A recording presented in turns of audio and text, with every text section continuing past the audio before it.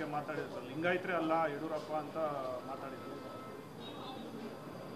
ಕರ್ನಾಟಕ ರಾಜ್ಯದಲ್ಲಿ ಯಾರ್ಯಾರು ಜಾತಿ ಹೆಸರು ಹೇಳ್ಕೊಂಡು ರಾಜಕಾರಣ ಮಾಡೋದಕ್ಕೆ ಹೊರಟಿದ್ದಾರೆ ಅಥವಾ ಮಾಡ್ತಾ ಇದ್ದಾರೆ ಅವರು ಕೇವಲ ಶಾಸಕರಾಗಿ ಮಾಜಿ ಸಚಿವರಾಗಿ ಉಳ್ಕೊಂಡಿದ್ದಾರೆ.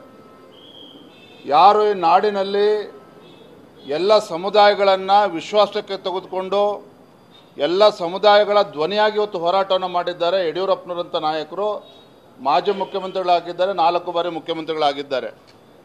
ಹಾಗಾಗಿ ಇವತ್ತು ಯಡಿಯೂರಪ್ಪನವ್ರ ಹೆಸರು ಹೇಳಿಕೊಂಡು ಯಡಿಯೂರಪ್ಪನವ್ರು ಟೀಕೆ ಮಾಡಿಕೊಂಡು ತಾವೇನೋ ರಾಜಕೀಯದಲ್ಲಿ ಬೆಳೆದು ಬಿಡ್ತೇವೆ ಅನ್ನೋ ಭ್ರಮೆನಲ್ಲಿ ಕೆಲವರು ಇದ್ದಾರೆ ಅಂತ ಹೇಳಿದ್ರೆ ಅವರು ಭ್ರಮೆ ಅಷ್ಟೇ, ಅವರು ಭ್ರಮೆ.